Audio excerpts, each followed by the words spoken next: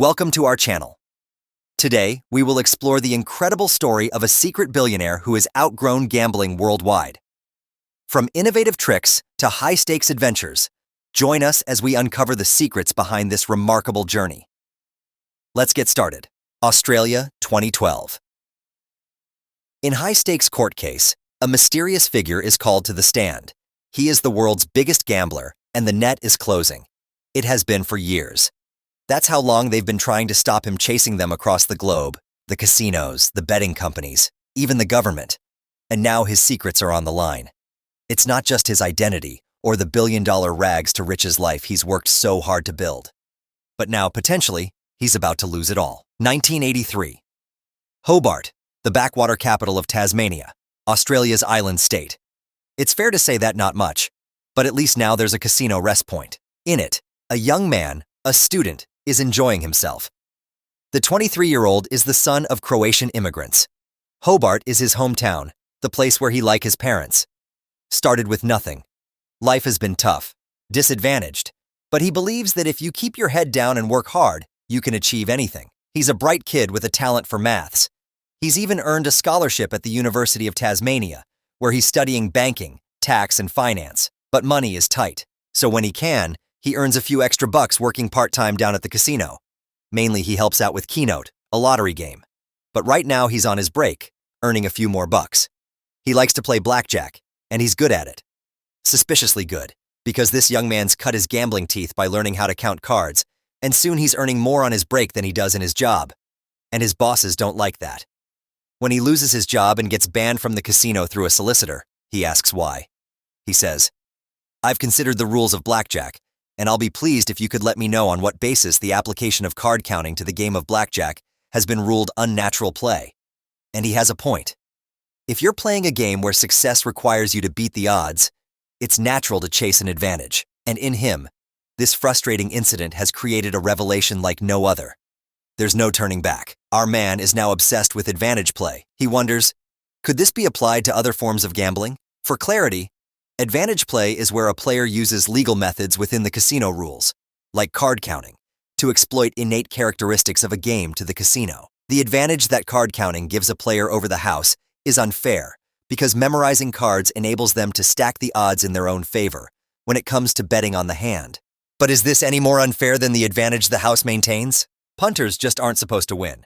But for this young man with only a few dollars in his pocket, a plan is starting to take shape.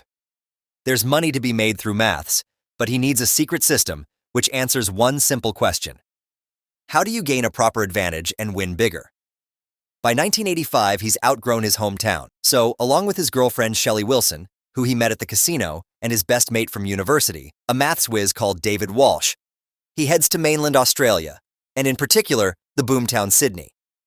But rents are high, and the buzz of the blackjack table gets to him. So before long, he packs in school and starts counting cards full-time, teaming up with David and another respected player, Alan Woods. Soon he's been banned again, but this time, it's from every casino in NSW. So next, he drives N across the state border to Queensland on the Gold Coast. There, he heads to the state's first newly opened casino, the Jupiter. However, his reputation precedes him. He's refused entry. On arrival, the casinos are closing ranks, using systematic checks to ban regular winners. As the head of security reveals, he has his own dedicated file. His real name is Joko Ranjak, but in the files, they call him the Joker, and he's been banned from all casinos nationwide. The party is over, for now at least. But really, this is just the start of something so big that Evangelico couldn't imagine it's time to take his advantage, play to a bigger arena, and when it comes to casinos, there's none bigger than Las Vegas. So the Joker moves in the shadows and grows his team. Always he sees strength in numbers. His plan is to pull resources, work together, and reduce the casino's built-in advantage. It's not long before higher stakes at more blackjack tables lead to bigger wins once more. His reputation is growing. Who is this guy all the time? He continues to learn, looking beyond the blackjack table. First he looks to poker, and then to other casino games and even sports betting. He's developing strategies, analyzing potential advantages, and fine-tuning his knowledge consistently. He wants to find something bigger, far bigger.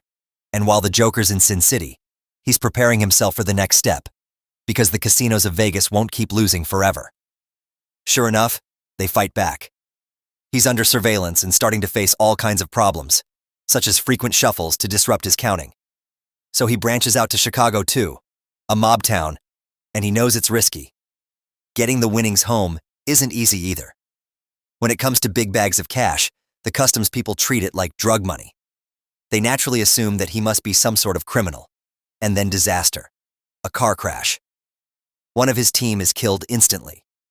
Heartbroken, and with the writing already on the wall, he's racked up a massive amount of bands in Vegas and Chicago. It's time to head home. It's now that he'll rethink and start again. There has to be a better way, a more profitable way, a way of winning big without facing all of these issues. Little does he know, he's about to find it. It's 1994. And back in Australia, he's banned from all of the casinos. It's depressing, and he feels defeated. Sat in a pub with his best friend one day. They discuss his quandary, and then it hits him. The answer? He sat right in front of them. It's as if everything before was just a training ground for what happens next. It's time to up the stakes and change the game to Keno. Over 18 months, they bet around $64 million. The result? They win 40 Keno jackpots, pocketing a whole lot more than they staked each time. The margins are small, and it doesn't always look like a success. On one record jackpot of $7.5 million, it cost them more than that in their initial stake, all of which was wagered in the North Ryde RSL Club in Sydney suburbs. But it all confirms what the Joker already knows.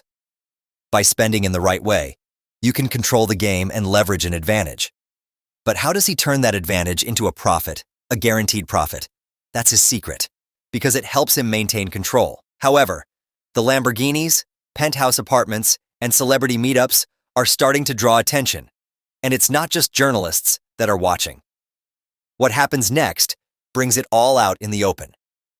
Behind the scenes, the Joker Joko Ranjerk changes his name to John Wilson, Wilson being his wife's name.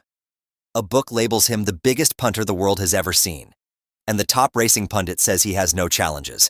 But he remains elusive, so rarely sightings that even some journalists dub him the Loch Ness Monster. He knows the secrecy is paramount for this to work properly. He's not on any rich list, so no one knows his true net worth. But just from a few of his assets adjoining clifftop mansions worth $20 million in Mosman, Sydney, a holiday place up the coast in Wimborne, and a place in London's One Hyde Park where apartments go from upwards of $90 million, his rapidly growing wealth is clear. Meanwhile, his right-hand man, David Walsh, is doing okay too. Back in Hobart, he built a $70 million museum to house $100 million worth of art. He's drawing serious attention to the tab, and the Australian taxman is watching. Many on the outside are wondering where is all this money coming from. His team of 300 analysts racing through computer video and mathematical analysis to find the right bets. Then once again, they wait until racing pools reach a specific size, and then, as before, the syndicate wages massive amounts of money and wins big. It's a trick they've repeated many times before with Keno, and now they've adapted it to betting exchanges and prize pools everywhere. And it's not just in Australia either. If the right bet is in Japan, France, the UK, Hong Kong, or Russia, so be it. The numbers are mind-boggling. And that's before you find out the real secret to success. His 2008 and Joko Ranjerk, aka John Wilson, is in federal court as he sets out to recover funds owed by a former associate in order to explain his claim. He must explain the real reason he can't lose as a big player. Gelco brings betting liquidity to the market. Now the betting companies love this. It's very simple, he tells the magistrate. If you bet $100 and lost $5, but you get a 10% rebate, you still make 5%. You always win. Now, if a betting company always loses to a big player because of these kickbacks, that shouldn't make sense. And in fact, TOTS, through which the syndicate earned over $52 million across 3 years, with a staggering 85% of that cash coming from rebates, is forced to close. Don't forget to like, comment, share, and subscribe. Go check out our other videos on the channel. Always remember, see you on the next video.